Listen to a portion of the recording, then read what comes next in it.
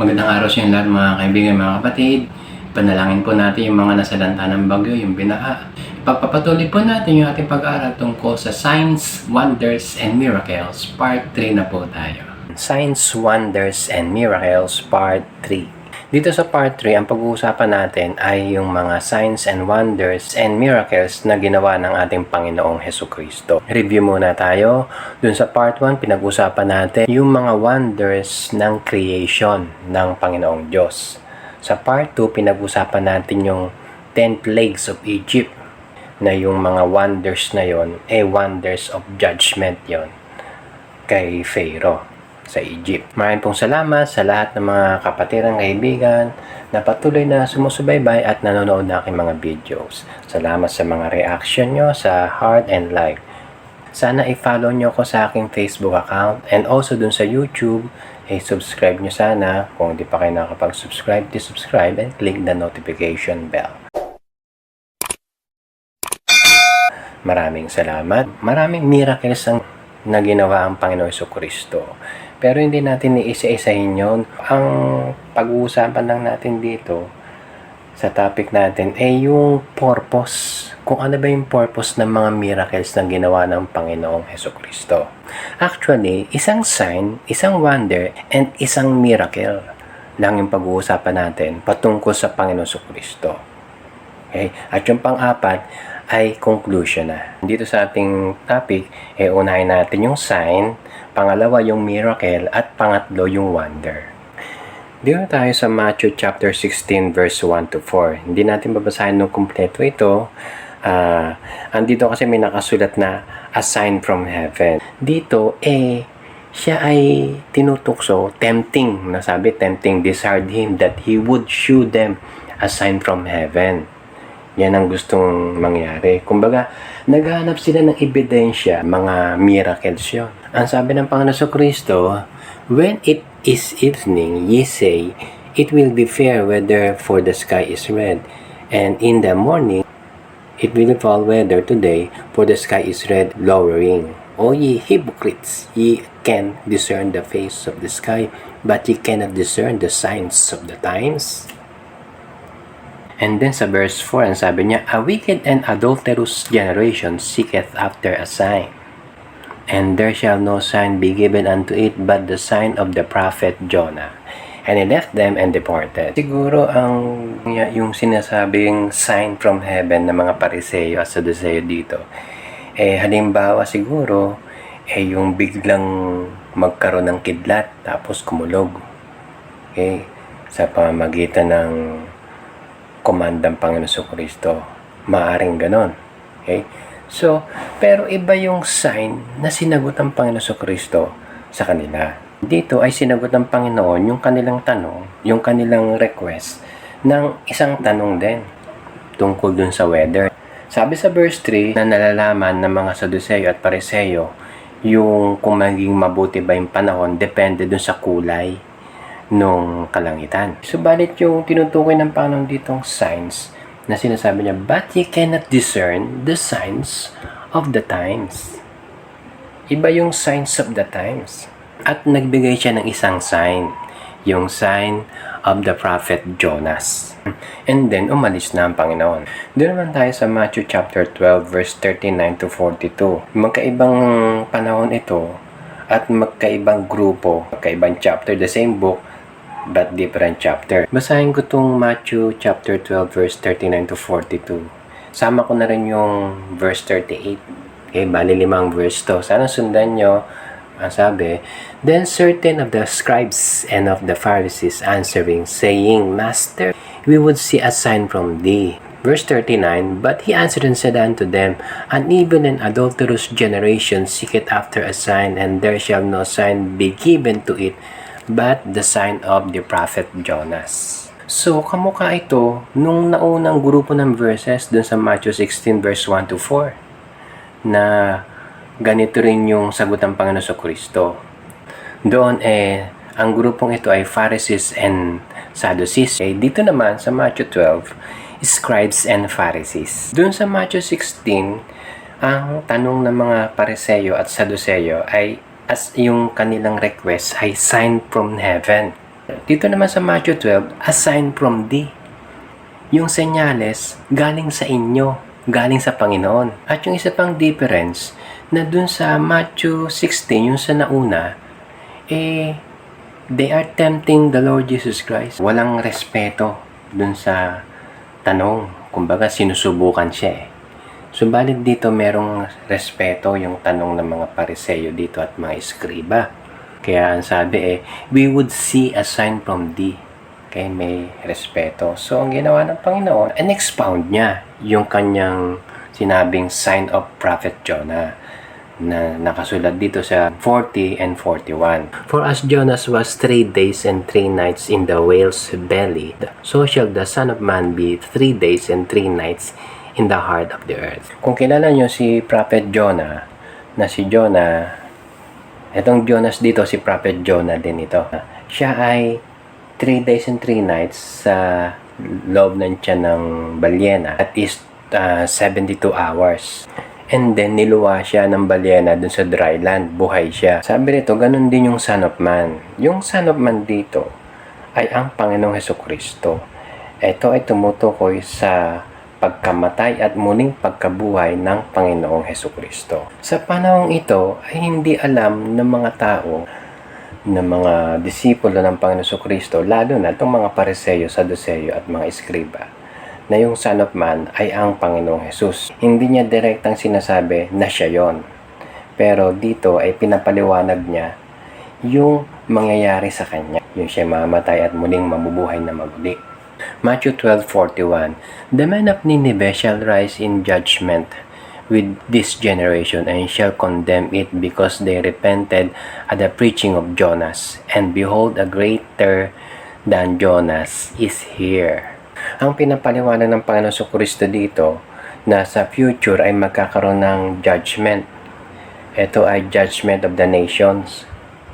Okay, na itong mga taga Nineveh, sila ay mapapatawad dun sa judgment kasi nagrepent sila dun sa preaching ni Jonah. Itong generation ito, tumutukoy dun sa generation sa panahon ng Panginoon Jesucristo na itong mga Saduseyo, Pariseyo, Eskriba at marami pang iba, na yung mga taong ito i-condemn nila kasi hindi sila sumasampalataya, naniniwala sa Panginoon Jesucristo. At sinabi pa, behold, a greater than Jonah is here. The Lord Jesus Christ is preparing for Himself na hindi nila alam. Number 2, miracle. Isang miracle na ginawa ng Panginoon dito sa John chapter 4, verse 48 hanggang 53. Yun natin itong babasahin ng buo, ikikwento ko na lang. Yung sinasabi dun sa verse 46 to 47 na ang Panginoon Jesucristo pumunta dun sa Cana of Galilee. Merong isang nobleman, isang opisyales na meron siyang anak na lalaki na may sakit. Itong sakit niya ay sick unto death na malapit ng mamatay. Nabalitaan niya na ang Panginoon Jesucristo ang dumating sa lugar nila at pinuntahan niya. At ang Panginoon ay sumagot sa kanya, sabi sa verse 48. Yung verse dun sa bandang itaas. Then said Jesus unto him, except ye see signs and wonders, you will not believe. Itong statement ng Panginoon, natural to. Na yung mga tao, karamihan, hindi naniniwala hanggang hindi nila nakikita yung ebidensya o yung makita nila na ang Panginoon ay gumagawa ng wonders, okay, ng miracles. Ang sabi niya sa Panginoon Jesucristo, come down here, my child, die. Pumunta kayo, Panginoon, kasi mamatay na yung anak ko. Subalit sumagot ang Panginoon, sabi niya, go thy way, thy son liveth. And the man believed, ang sabi sa verse 50, and the man believed the word that Jesus had spoken unto him, and he went his way. So, nakauwi na yung nobleman, at sinalubong siya nung mag-anak niya roon, at sabi sa kanya, thy son liveth. Tinanong niya kung anong oras gumaling yung anak niya. Sabi rito, and they said unto him, yesterday at the 7th hour, the fever left him. Yun din yung time, sabi sa verse 53. So the father knew that it was the same hour in the which Jesus said unto him, thy son liveth, and himself believed, and his whole house. Sa dalawang verses na ito, highlight ko yung mahalagang words na gusto kong i-emphasize. Yung word na signs, wonders. Tapos believe. Okay? Tapos dun sa verse 53 sa baba, believe and his whole house. Na nabanggit ko dun sa ating introduction na yung pag-uusapan natin ay yung purpose ng miracles na ginawa ng Panginoon Kristo.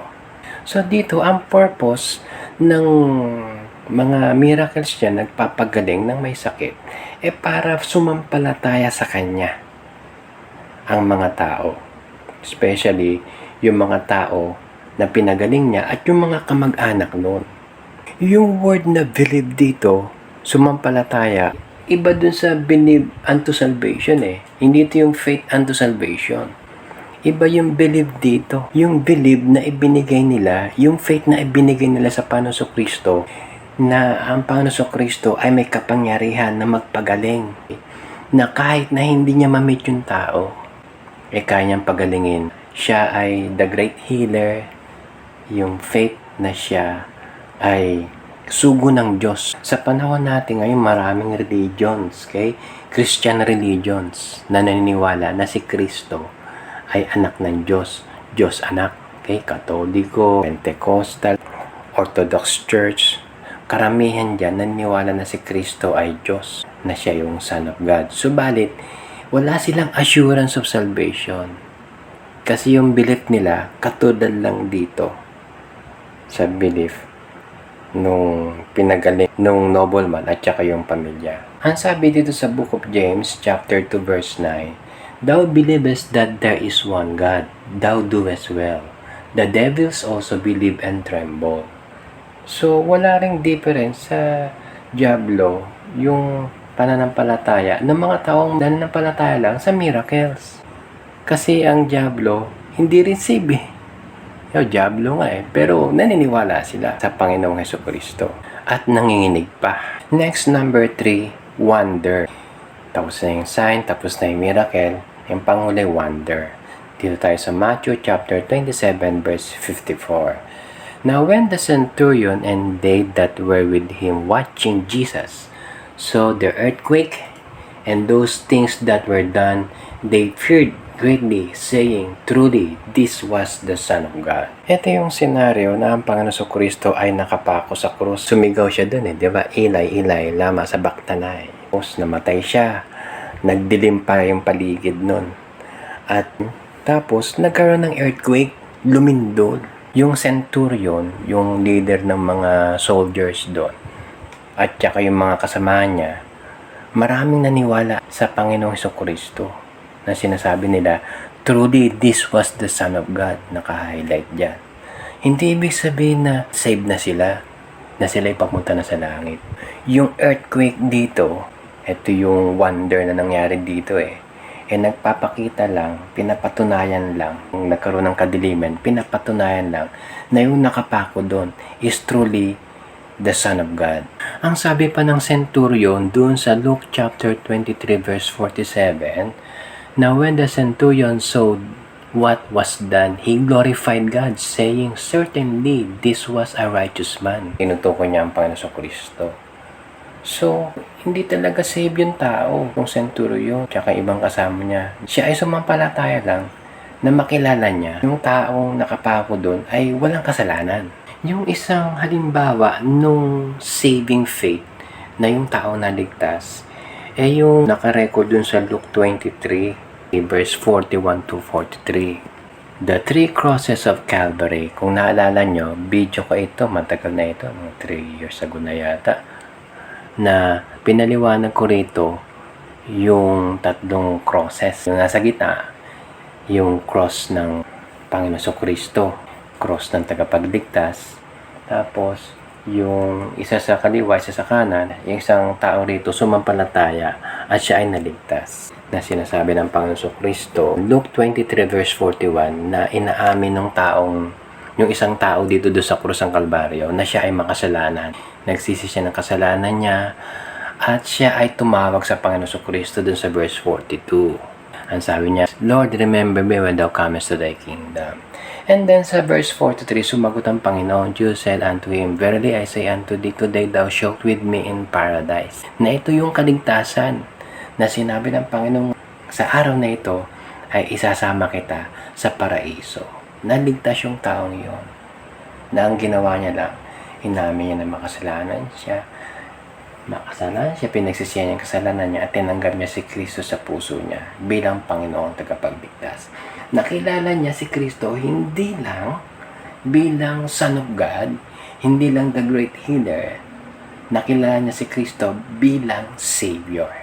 Doon sa mga kaibigan natin dyan, kung hindi mo pa alam ang kaligtasan, hindi ka pa sure na ikaw ay papunta sa langit. Gawin mo lang yung ginawa ng taong ito. Tumawag ka sa Kanya, sa Panginoon Kristo. Mag-pray ka ng pagsisisi ng kasalanan at tanggapin mo si Kristo sa puso mo bilang Panginoong tagapagligtas. Kapag tumawag ka sa Kanya, ang sabi ng Bible, "For whosoever shall call upon the name of the Lord shall be saved." Hanggang sa muli, sa last part 4, pag-uusapan naman natin yung signs, wonders, and miracles na ginawa ng false prophets and the Antichrist. Maraming salamat. Pagpalain tayo ng ating Panginoon.